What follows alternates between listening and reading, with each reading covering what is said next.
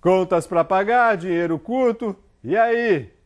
Começa aquela bola de neve das dívidas, né, gente? Mas como sair do vermelho? A gente vai conhecer agora a história da Alessandra, que de devedora se transformou em professora de educação financeira.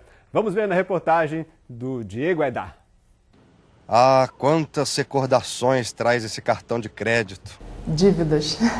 Não sobrava nada depois que ela pagava as contas. E ela gastava com cada coisa. Só com bobagem. Descobri que eu tinha 2 calças iguais, por exemplo, 2 calças jeans iguais. Não... Pra que isso, sabe? No fundo do poço, a Alessandra começou a mudar os hábitos. A mudança começou quando eu comecei a ver as pessoas estão viajando, eu queria viajar. As pessoas estão comprando uma casa e eu queria ter também. Então eu tive aquele estalo, né? Peraí, o que eu estou fazendo com a minha vida? Sentei, né? Observei o que eu quero, quais são os meus sonhos e resolvi mudar o foco. A partir daí não foi complicado, é difícil, né? Como se você fizesse uma dieta, você não pode cortar de uma vez só. Você tem que ter um objetivo palpável, uma meta. Por exemplo, até dia tal eu tenho que cortar 30% dos meus gastos. Tudo que a Alessandra aprendeu com muito sofrimento, ela resolveu compartilhar com outras pessoas que passam pelo mesmo problema. O que ela fez? Jornalista, sentou em frente ao computador, começou a escrever e foi assim que ela se tornou a Madame Finanças. Nesse blog a gente tem educação financeira, tem dicas de consumo consciente, tem relatos. Tem muita gente precisando diminuir as dívidas que procura o blog da Alessandra, que além de jornalista, também é professora de consumo consciente e educação financeira. O consumo consciente ele fala mais disso. Você precisa consumir tanto, você precisa de tantos produtos de uma vez só. A educação financeira ela tem 3 pilares: disciplina, planejamento e prioridades. A Madame Finanças tem dicas para você que não consegue controlar os gastos com cartão de crédito, que é o principal vilão de quem está com dívidas. Primeira coisa, gastou muito no cartão? Não tem para pagar? Ou perdeu o emprego, teve algum problema? Tenta pagar, né, o total. Se não conseguiu pagar o total ou se já está devendo, tenta trocar uma dívida. Por exemplo, às vezes sai mais em conta você fazer um empréstimo e pegar uns juros mais baixos. Mas se você não consegue usar o cartão, não tem disciplina, tem dificuldade para se enquadrar e pagar aquele valor que você tem que pagar no final, não use o cartão. Quem consegue se controlar, muda de vida. A Alessandra que o diga. É outra qualidade de vida com gastos controlados. Você consegue guardar e você consegue investir. Sou muito mais feliz ganhando a mesma coisa. Que eu vou conseguir realizar meus sonhos. Bem, para falar sobre tudo isso, aqui com a gente no estúdio, o presidente do Procon Carioca, Fábio Ferreira, e Carlos Eduardo Tardan, professor da Escola de Educação Financeira do Rio Providência, mais conhecido como Doutor Finanças. Gente, bom dia, muito obrigado pela presença. Vamos começar falando, já que tem tanta gente endividada, né, no Rio de Janeiro, mas quase 3 milhões de pessoas, a gente não pode nunca deixar chegar nesse ponto, né? Então, a educação financeira é para sempre, se a gente faz sempre, não só em momento de crise? Muito bom dia. Com toda certeza, a educação financeira, a educação para o consumo é de extrema importância para que os consumidores se sintam empoderados em consumir de forma consciente. E o produto crédito é um importante assunto para que seja bastante estudado, bastante preservado e educado na nossa cidade do Rio de Janeiro, né? A gente começa a estudar, a se preservar, né, desse problema quando nasce, é isso? Isso, sem dúvida. A gente costuma dizer que os pais têm que estar preparados, né? E às vezes antes do filho nascer. Planejar o nascimento do filho talvez seja um empreendimento mais importante que uma família possa ter. Então, ter educação financeira para esse tipo de empreendimento, né, é fundamental. E o filho que recebe isso na sua primeira formação, acho que sai na frente quando o assunto é estar educado financeiramente. Mas vamos tirar as dúvidas das pessoas. Enfim, nós temos 3 milhões de pessoas aí nessa situação. Nossa equipe foi às ruas e gravou aí as principais dúvidas, né? Vamos ver a primeira pergunta? Quando a fatura do cartão de crédito vier muito alto, o que é melhor? É usar o cheque especial ou pegar um empréstimo no banco? Bom, começamos por onde? O que eu faço? Dívida alta de cartão de crédito motivada por juros altíssimos. muito mais alto do que cheque especial. O ideal é pedir o cancelamento do contrato de cartão de crédito e também do cheque especial. Porque a gente sabe que os juros são altos, o cheque especial torna a dívida mais do que dobrada e o cartão de crédito mais do que triplicada. Então é importante, primeiro, estancar essa dívida, rescindir os contratos e fazer um planejamento da sua saúde financeira. Se tiver que fazer a escolha por um para o outro? O outro crédito, para cobrir um crédito, sempre é o último recurso. Não tenha dúvida que aí a gente sabe que a bola de neve surge daí, né? É melhor recorrer à família, por exemplo? Recorrer à família talvez seja o primeiro recurso. E o segundo recurso a gente chama de reduzir despesas. É onde a gente olha para a gordura que tem para queimar e queima essa gordura. Outra dívida é o último recurso. Vamos a outra pergunta agora. Uma pergunta que eu queria fazer é sobre se eu tenho uma dívida, é melhor renegociar com o banco ou vender um carro e pagar essa dívida?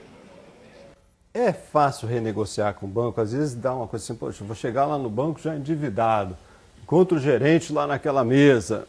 É fácil renegociar com o banco? Não é nada fácil renegociar com as instituições bancárias. E ainda mais quando você está no vencimento da terceira prestação do seu financiamento sem efetuar o pagamento, quando você já fica sujeito a uma ação chamada reintegração de posse do seu bem. Então é importante, primeiro, compareça ao credor. Não havendo a possibilidade de renegociar diante das suas condições financeiras, procure o Procon Carioca para que ele solicite o histórico dessa dívida. É aí que eu queria chegar. Ele tem como pedir uma ajuda? Olha, eu preciso de uma ajuda para me ajudar a negociar com o banco. O banco é muito grande para mim, né? Com toda certeza. É dever do Estado promover a defesa do consumidor. Então ele deve sim procurar o Procon Carioca, que solicitará todo o histórico da dívida e apresentar um plano para que ele consiga não perder esse veículo e saldar o financiamento.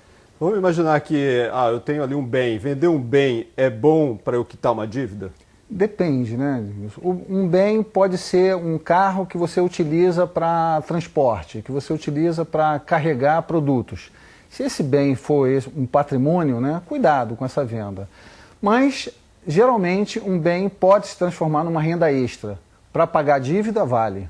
Se eu uso só o carro para passeio, por exemplo, falo, vou andar de ônibus, mas aí não tenho mais aquela dívida que vai subir. Isso é uma boa opção. É um lazer interrompido por um tempo. Depois, com cautela, adquirir o carro à vista. Mais uma dúvida agora, gente. Vamos lá. Bom dia, eu gostaria de saber o que se pode fazer quando uma pessoa recebe a indenização e tem várias dívidas. Se eu for demitido, qual seria a melhor opção? Eu guardar o dinheiro ou liquidar minhas dívidas todas? Bom, vamos lá, temos dois momentos ali. No caso da primeira senhora, né, que ela diz que recebeu uma indenização proveniente de uma sentença judicial e quer saber como vai destinar isso para pagar suas dívidas. Então, tenho dívida, fico com aquele dinheiro ou vou lá quitar minhas dívidas? Não, eu entendo que deva comparecer junto aos credores, ver qual é a dívida maior e saldar, realmente utilizar esse recurso para saldar e voltar na paz da sua saúde financeira. O juros, se eu pego uma indenização, boto para render, muito provavelmente ele vai render menos do que a minha dívida, que vai crescer muito mais. Os juros ali da dívida normalmente ele é maior. Sem dúvida. Essa conta tem que ser feita, né? Mas, como eu falei, a dívida sempre vai ser um peso maior no seu custo de vida. Então, indenização, conseguiu com essa indenização pagar parte da dívida ou toda a dívida, sempre vai ser um grande negócio. Então, vamos lá, outra pergunta agora, gente. Hoje em dia, o que é melhor, pagar à vista ou pagar parcelado?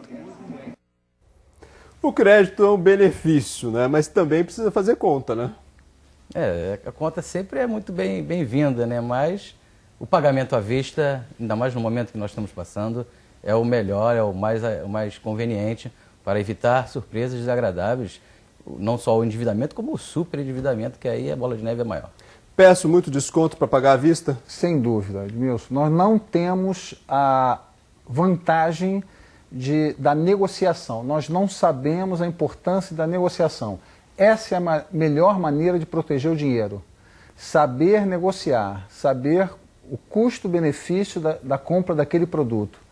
E a gente sabe que o melhor negociador vai ganhar o maior desconto, vai comprar à vista normalmente. Fábio, eu vou a uma loja, quero comprar, quero pagar à vista. Não, nós vendemos a prazo e estipulado, mas não, eu quero à vista e com desconto. Se não quiser me dar, eu tenho direito nessa negociação, nessa disputa? Bom, o consumidor tem um direito básico, reservado pelo Código de Defesa do Consumidor, que é o direito à informação clara e adequada. Então, ele tem que saber o valor à vista e o valor a prazo e quanto esse valor a prazo no final vai ser atribuído ao produto que ele está querendo adquirir.